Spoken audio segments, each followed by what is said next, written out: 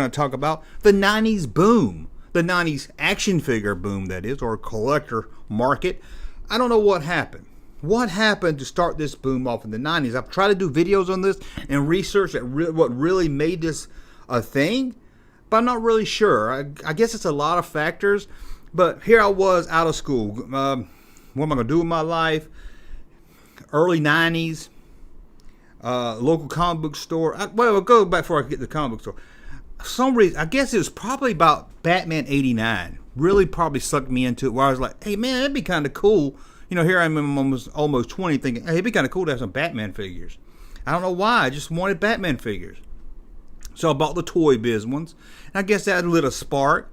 But about the same time, probably a few years later, early 90s, you know, the local comic book store started selling vintage Star Wars toys, old toys.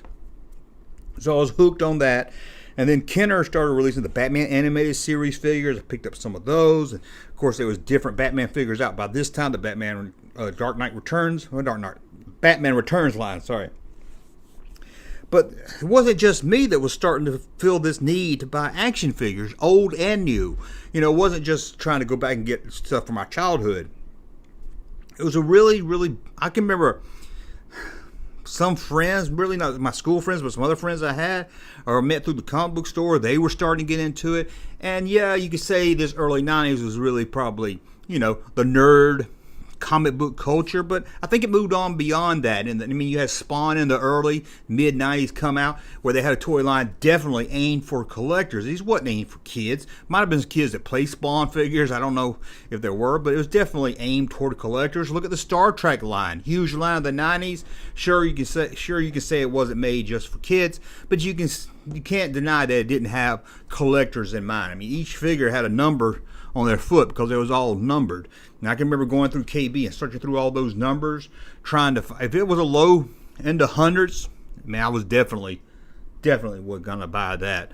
But there was definitely, I mean, you started having exclusive. You had the X-Men Wolverine, but you didn't see many exclusive back in the 80s. You might have saw some here and there. I mean, there's always a few, but for the most part, and wasn't aimed toward collectors. So sure, Kenner had the collector series of Star Wars stuff, and around 83, 84.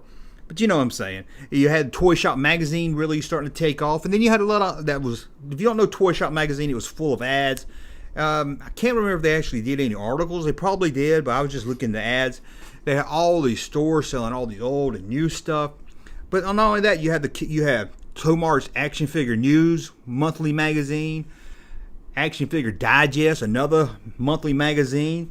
Probably, I think it came more in the late 90s or mid 90s. Wizard had their own toy magazine called Toy Fair. So there's 3 major magazines, all for collectors that collect action figures. So you can tell there's definitely a boom, because you wouldn't have saw 3 magazines aimed at toy collectors in the 80s. You might have saw overall as a toy collector, but you know, narrowing it down to just action figures. And there are 3 major ones. I could not wait each month to get into that toy store, comic book store, and get the latest action figure news, or the Tomars one. I get the names are so close together, I'm mixed. I never got into the Toy Fair magazine. To me, it was a little bit more kiddie. I guess I was always being a snob and saying, hey man, that's not for me. That's kiddie stuff. Because I always do little jokes and bubble cartoons, kind of like Robot Chicken type stuff. Well, it was just fine. I like Robot Chicken, but I don't know. I love the price guide and action figure news. Looking through that, seeing what the figures are worth. I like their spotlight where they tell you what figure to look out for. It's kind of rare in the stores right now. But there was really a boom in the early 90s, and I can't really pinpoint what set it off. I think maybe probably Batman 89 might have played a part in it. Of course, you had us getting older. Us kids, there's Gen X kids getting older, getting out of school, having some of our own money to spend. But, you know, that happened generation after generation. And we wouldn't see a big toy boom in the 90s, in the 80s when kids grew up. Just something about our Gen X generation that just wanted to connect, you know, with our childhood. Maybe we're part of a generation that just didn't grow up. Maybe that's what it was. Or maybe we just didn't want to grow old. Or maybe we were saying, hey, I'm not a kid anymore. I'm facing all this. College I might go to or not go to. Jobs. Got to take a job. Got to pay my bills. Got to get out of the house. Maybe all this was too much. And we were like, hey, I want to hold on to my childhood at least a little bit. Somebody, they went back and bought some figures, but new figures, where there were new figures, you wasn't really connected to the past. But I don't know. I put this out there. Maybe you guys can tell me what the boom was, or when did you start collecting? If you're part of that 90s action figure boom, what did it for you? What made you say, you know, we went through a period as a kid playing with toys, then we got out of toys into music, probably girls or boys or whatever we were into, then pulled back into the action figure collector market.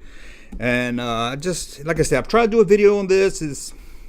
I can never really get a good pinpoint of what set this off. Again, it's probably a factor of a lot of things. It's just odd that it seems around this early 90s, a lot of us just started out of the blue saying, hey, I'm going to collect action figures. I saw the toy companies probably played into it too, making stuff rare or making a hunt for final figure or exclusive figures, playing to us, probably pumping us up, making us want to collect a line more than we would have if they didn't kind of feed into us, into the collector's mindset. They were going to toy shows and everything. So again, let me know what you think. Again, this is Junkman Nooner. This is just me rambling about something every day at noon. And I'll be back later today, probably with a longer video, what I call the normal Junkman videos. Thank you for watching.